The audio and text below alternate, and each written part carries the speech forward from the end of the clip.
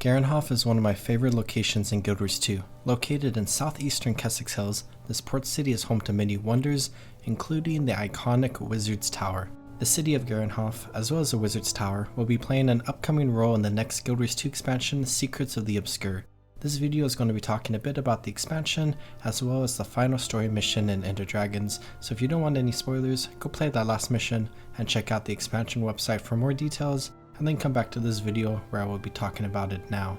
But this beautiful village is likely to get destroyed in the upcoming expansion, perhaps forever, and I really wanted to go through this area and highlight some of my favorite parts about it to document this location before it changes in the future. And perhaps the change won't be permanent and there will be ways to view the village in a not destroyed state, but I think talking about this location is a great idea nonetheless because of how many cool things there are here. One final note is that I am not going to include the Wizard's Tower on this list because that would probably be above and beyond the number one thing about this town, and pretty much everyone knows about the Wizard's Tower anyways. Plus, it teleported away after you finish the final mission of Ender Dragons, so it's not even there right now. But with all of that out of the way, let's get into the list.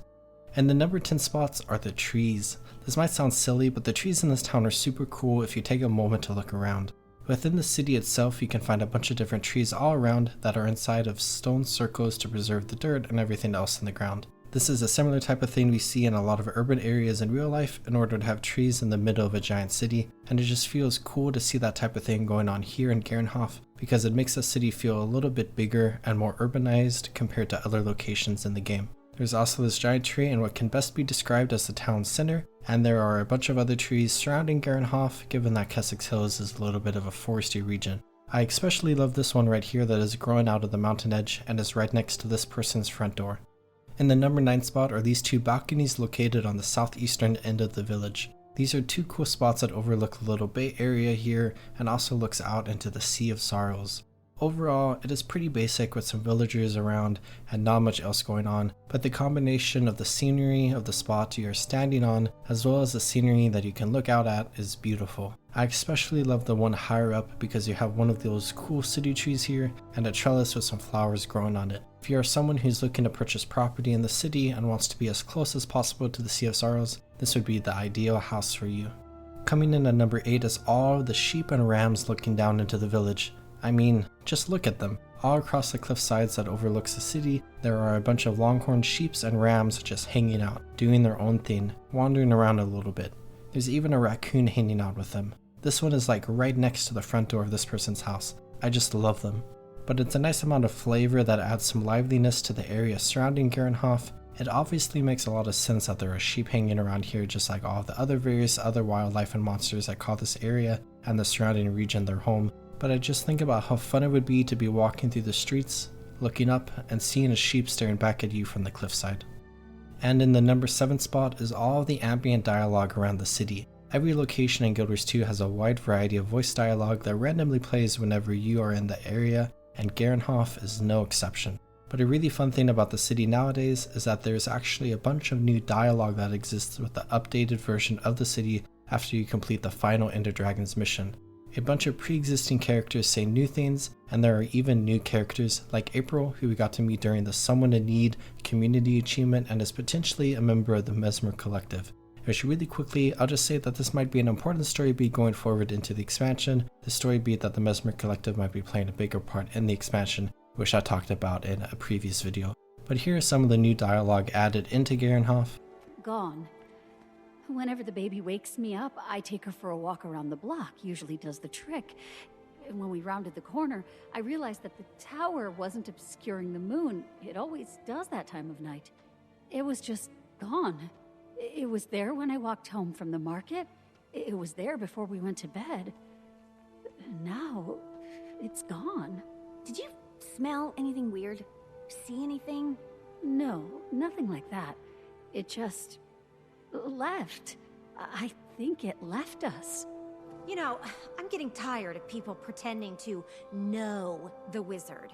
There are no tours. We've never met Isgarin. He's... Oh, I apologize. I don't even know if he's a he. We know so little, and yet we speak as if we know these things.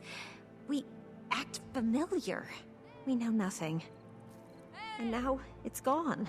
And here is some of the old dialogue. This place is fantastic. We should get elementals to help out in our city. You work in a quarry. If a bunch of elementals showed up to do manual labor, you'd lose your job. Oh, right. I'm thinking of moving.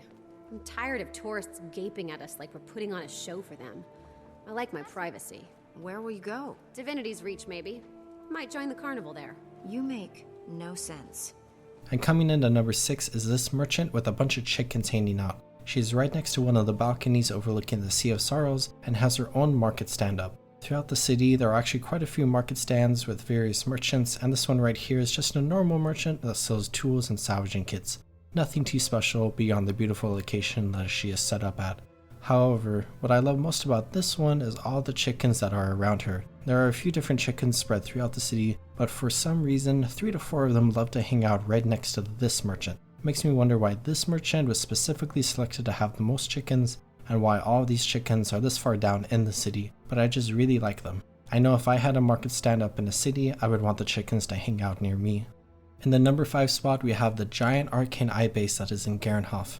Inquisitive explorers may have stumbled upon this house that has a bunch of Asuran technology on the top floor, but people who have played through the Asuran personal story missions of Protest Too Much or Pry the Eye Open will have learned that there is a much larger Asuran presence in the city, where the Arcane Eye, who are the security organization that works for the leaders of Radasum and are generally a corrupt and not good organization, have made this house their home. But beyond the house, they have carved out a giant base in the mountains underneath Garenhoff. I love secret bases, just like what was featured in my last top 10 video, and this place is no exception. But the coolest part about it is that there are one-way windows in the base, so the Arcane Eye, who are hanging out inside of the base, can look out onto the village of Garenhoff and basically spy on what is going on, but any villagers or adventurers who look up into the mountainside won't see any windows and will just see the mountainside. This could also be a bit relevant going into the next expansion, where we know Zojja is potentially playing a bigger part in the expansion, and it could involve the Arcane Eye and the Arcane Council, who have been studying the Wizard's Tower for years.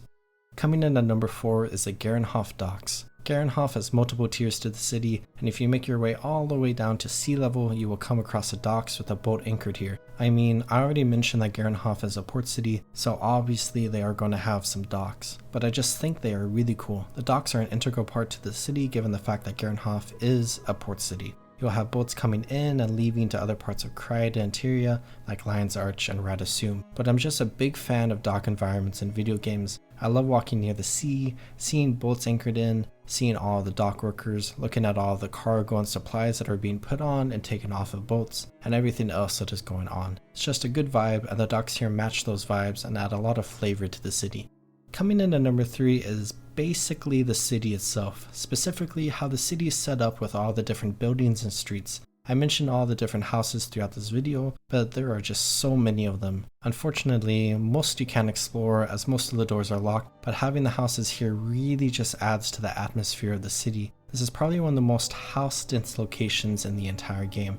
And then there are a lot of sprawling streets that wander throughout all the houses in Garenhoff. I especially love the western side of the village, where you can walk between houses, have clotheslines above your head, and a bunch of other structures and decorations spread throughout this entire area. It just feels super immersive to walk through, and I really love the environment and atmosphere that it gives to the city. In the number 2 spot are the cliffsides surrounding Garenhoff, and specifically the strawberry patch that makes its home here. I mentioned the sheeps and rams earlier, but there's more to the cliffside as well. I mean, starting off, the cliffs themselves are beautiful, they tower over the village, and I'm sure in some sciencey way provide good protection to the people living here. But on the southern end of the cliffs are a bunch of strawberries that are growing along the cliffs. I love strawberries in real life, and I love them in Guild Wars 2 as well. There are also some diving goggles hidden in the strawberry patch that allows players to dive into the Sea of Sorrows below to get credit for an achievement. And then there is also a vista here which gives a nice view of the city of Garenhoff. This area near the strawberry patch also features an exit from the collapsed observatory jumping puzzle that is located nearby. In addition, these cliffs are one of the 3 ways to enter the city of Garenhoff, where the other 2 have you coming near the front entrance to the city on the northern end of it. So people wandering and exploring this part of the world will come through the canyon or out of the cave and have a beautiful view of Garenhoff and the Wizard's Tower, where they can then harvest the strawberries and jump down into the city itself. And now for the number 1 spot for my favorite thing in all of Garenhoff, and I went with something pretty specific instead of a general answer or vibe, and that is this gate. Now that might seem like a dumb answer at first for people who don't know, it's just a gate, but this specific gate has been a topic of discussion and speculation for years. But if you look at the world map and where this gate would be leading to, it is leading to an unexplored area of the world. Back in the original Guild Wars, this region of the world was known as the Delesio Seaboard, named after the founder of the White Mantle, Saw Delesio, and this gate would have led straight to the Temple of Tolerance within the seaboard, but nowadays it is a region of the world known as the Dominion of Winds. Well, actually, this itself is a bit of speculation, because we know the Dominion of Winds is actually located in the region of the world that used to be known as Sanctum Clay, which is located just east of Caledon Forest and south of Kessex Hills.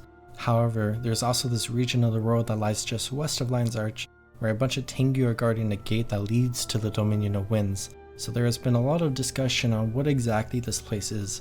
Is it part of the Dominion of Winds, but it's just set up in two separate areas? Is it a hostile territory and the Tengu basically just guard a path from Lion's Arch to some docks that they then use to sail to the Dominion of Winds? We don't know. And someday, we may know. The Dominion of Winds opening up would be a phenomenal story, and it could even introduce the highly anticipated Tengu playable race to the game, though that last part might be unlikely. And this is all a story that I am super excited to potentially play through one day, and this gate in Garenhoff has let me wonder about how my play role in the future story, where when we see the Dominion open up for outsiders, this might be one of the entrances to the region that we get to go through, or maybe this gate will remain locked forever. We will just have to wait and see.